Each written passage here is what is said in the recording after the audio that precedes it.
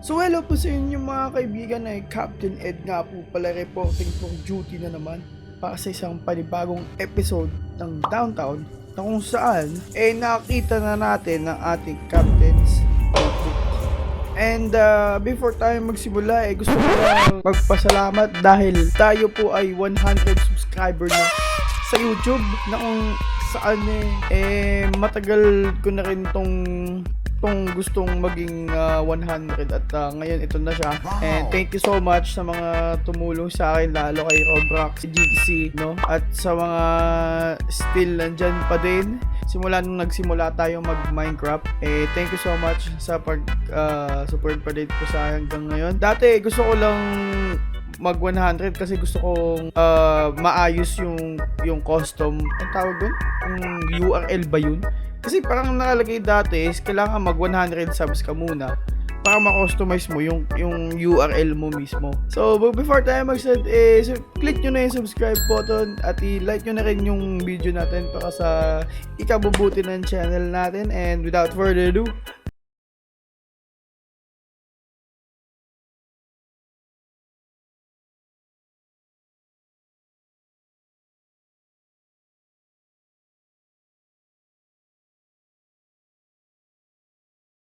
so yun po magandang araw sa inyong lahat mga kaibigan. So nagbabalik tayo ulit sa panibagong episode ng Downtown, na kung saan nakita ko na yung ating Captain's Notebook.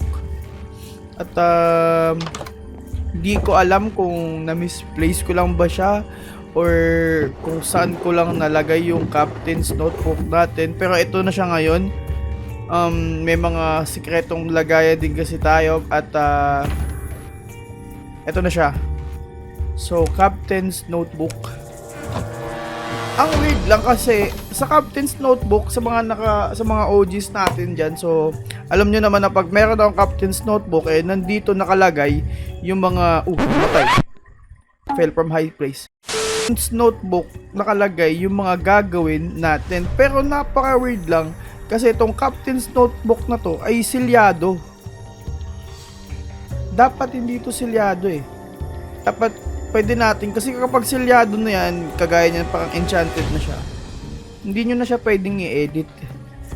Pero nakalagay Captain's Notebook, ibig sabihin nandito nakalagay yung susunod kong gagawin. So kagaya pala ng sinabi ko dati na maglalagay tayo ng outpost doon sa kabila nito, is nandito na siya. So ipapakita ko na lang sa inyo kung paano ko siya ginawa. At ito, let's go.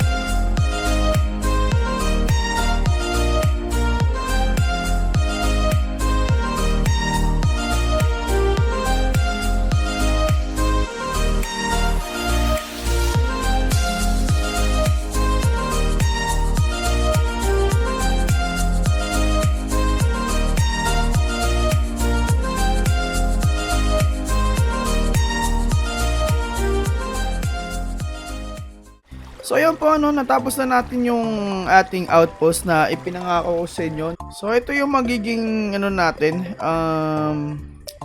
magiging tower natin kung sakaling may nangyayari ng hindi maganda dito. So dito natin titingnan kasi kita natin lahat dito galing sa taas. Yun nga lang, meron tayong dapat gawin. So Captain's Notebook. Ito nga ata yung notebook ko, pero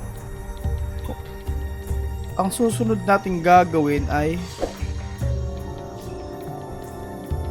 go to KC.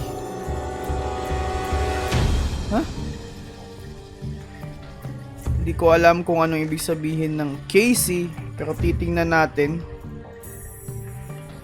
Piling ko kailangan ko pumunta sa original base ko para mabasa ko siya kasi parang hindi ko siya kayang basahin dito sa downtown. So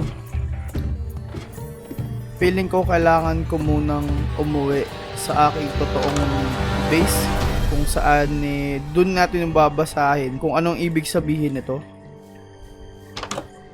Siguro iiwan ko na lang muna tong mga gamit natin.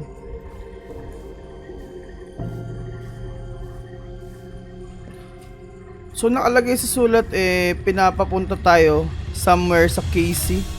Hindi ko alam kung saan tong KC na to, pero malalaman kung saan tong KC na to. So ngayon magpapaalam muna tayo sa base mo natin sa downtown. At babalik ako.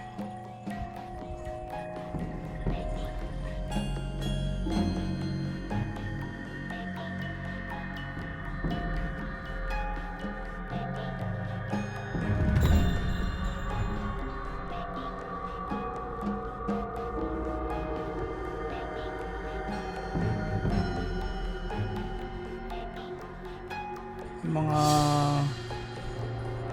sura pa dito.